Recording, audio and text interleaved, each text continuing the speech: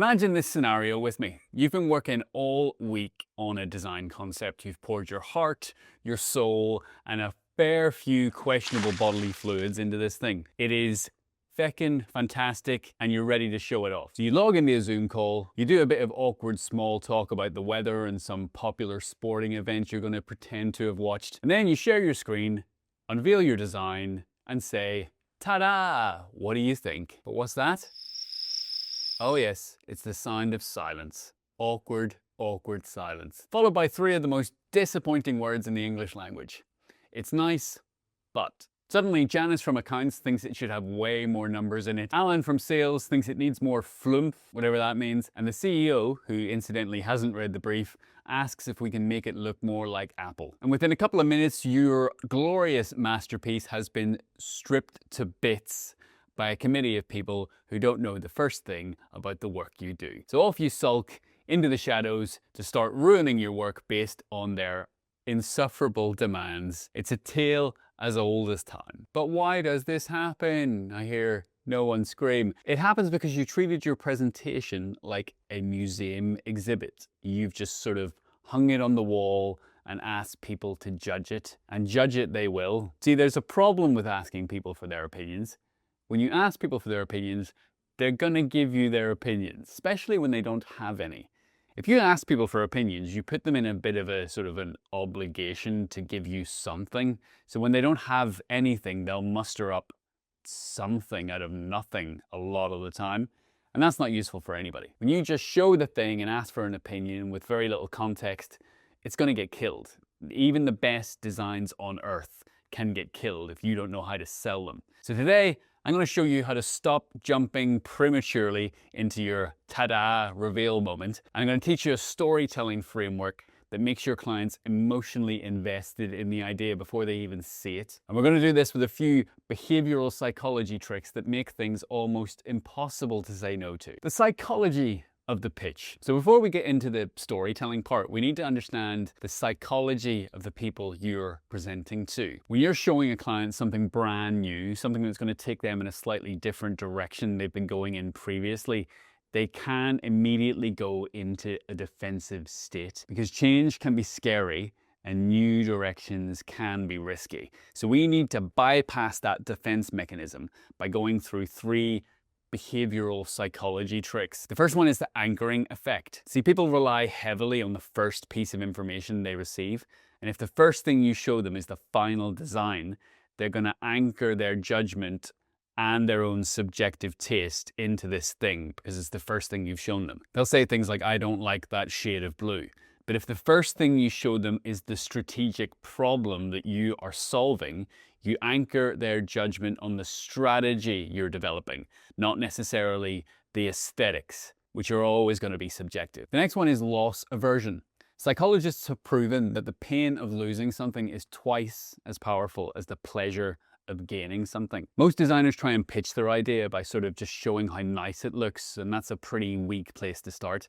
Instead, you need to remind the client of what they are currently losing by sticking with their old current design and their own current strategy. You want to make that status quo that they're currently stuck in feel painful. And then we have the peak end rule. People judge an experience based on how they felt at its peak, at its sort of most intense point, at its end, essentially. They don't necessarily remember the middle. This means in an ideal world, your presentation should be building up to a dramatic climax. And the reveal of the solution don't end with something like, so yeah, any thoughts? You want to keep these three tricks in your back pocket, and we're going to weave them into a storytelling framework.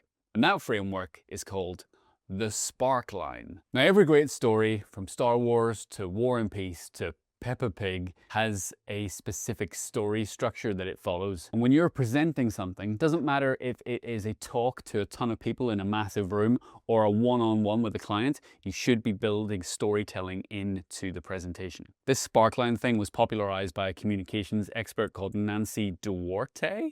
And I've probably butchered that surname, so I'm sorry. She built it on contrast. It bounces back and forth between two different realities. There's the what is and the what could be. So the most basic way of structuring a story into your presentation using this sparkline thing is to go through these steps. Step 1, the status quo. This is the what currently is. You start by describing the client's current situation. This is where we use loss aversion to our advantage. You don't sugarcoat things here. You remind them of the problem.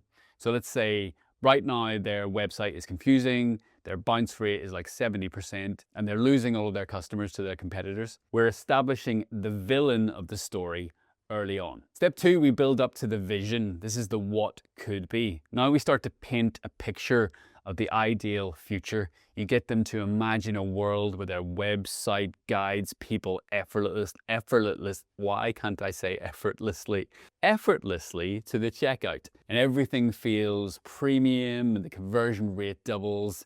We haven't showed any designs yet. We've just reframed and reminded them about the enemy and told them where we'd want to be in an ideal scenario. At this point, you're getting them to sort of subconsciously agree to the destination you're trying to get them to. Step 3, we go back down to the what is. We remind them of where they are. This is the obstacle.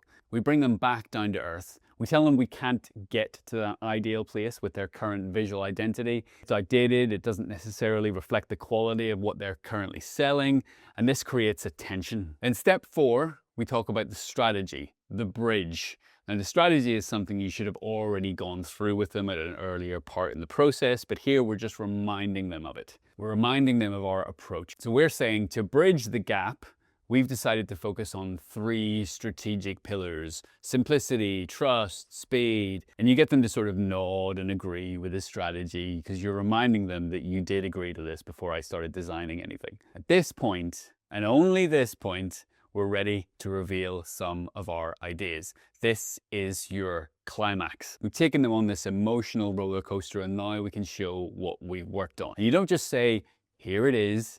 You present it as the inevitable, logical conclusion to the story you've just told. So for example, because we agreed on simplicity, trust, and speed, this is the solution we created. Bang. There it is. And step 6 is the new bliss. The end.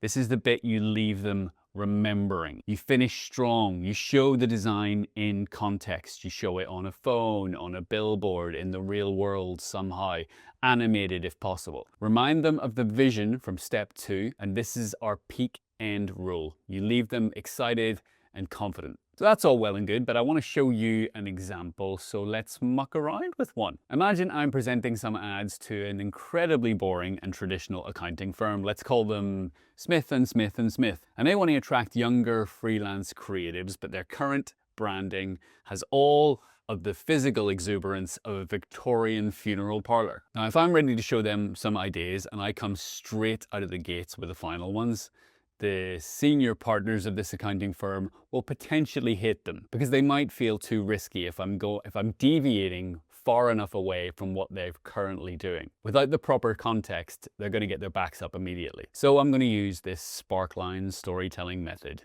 and I'm going to take you through it. So I'm starting with step 1, the what is. I'm going to start with the pain. So right now, Smith & Smith & Smith are seen as traditional and safe. Now that's great for your current corporate clients, but it is going to make you completely invisible to the exciting freelance creative market that you're currently trying to get into. Explain how they're losing millions in potential revenue to their digital first competitors. That's our whole loss aversion technique. Slide 2, we're going to show them what could be. Imagine if Smith & Smith & Smith was the go-to accountant for every successful creative in the city. Imagine being seen as the partner in their growth, not just some boring tax necessity. Now I'm on to step 3, the obstacle, right? I'm going to explain that we can't achieve any of that with their current branding. Certainly not their current tone of voice. It speaks to the past, not necessarily the lovely future that you're trying to get to. Now I'm going to remind them of the strategy, right? We had a strategy to bridge that gap. We need to maintain your authority, but we do need to inject a bit of approachability and modern energy into things.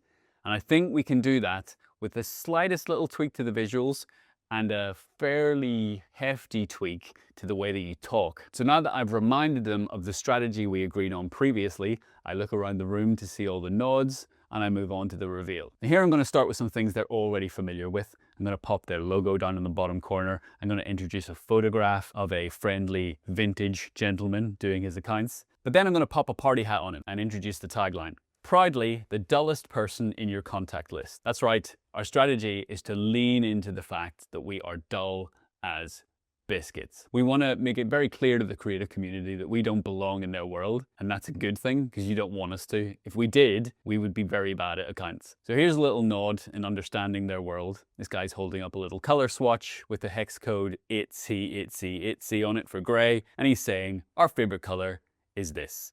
Tragic, I know. Another little dude here writing with a quill. Let's put a fancy badge on him and say, your creative genius deserves a very boring assistant, Smith and Smith and Smith. And now I'm going to end by showing them all of these ideas in context. Notice how we've stuck with the black and white imagery you always use, the serif fonts you've become familiar with, your established logo, but we're injecting humor and a healthy dose of relatability in all of these. I'm doing this with some mock-ups, I'm doing this with some animation, and I'm building the scene to bring them to a climax and the peak end of this presentation. So it's not a massive difference from simply just showing your work, but it's enough of a change to make a pretty big difference. When I've taken them through all the peaks and the troughs of where they currently are and where they want to be, by the time I show them the final design, it's not just a piece of visual art that's there to be critiqued. It becomes the obvious solution to the problem they've got. Somebody in the committee you're presenting to will inevitably say, I just don't like that color or that font.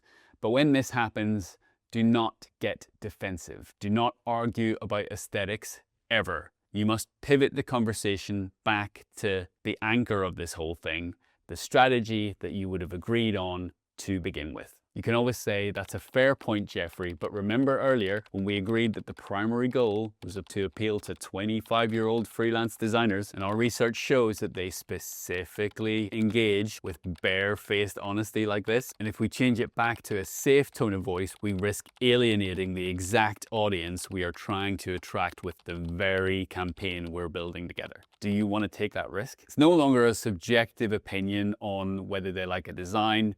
It's now an objective business risk. And remember, the pain of losing is twice as effective than the joy you get from gaining. That's all I have for you today.